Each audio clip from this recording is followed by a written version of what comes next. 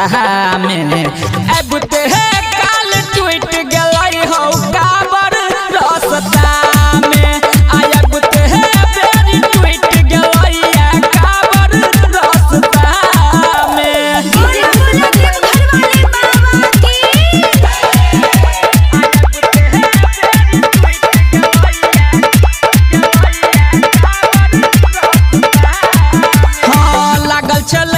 गो घनटी टन टन रे बाज कान्हा पे लच लच कहर चल तनिक रे लाग हे रे बान्हल चलैया गो घनटी टन टन रे बाज कान्हा पे लच लच कहर चल तनिक रे लाग चढ़ई रही है पहाड़ तब रही ज्ञान झटका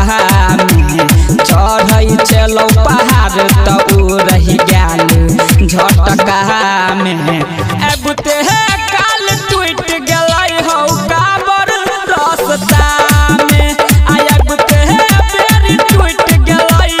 काबर रास्ता में।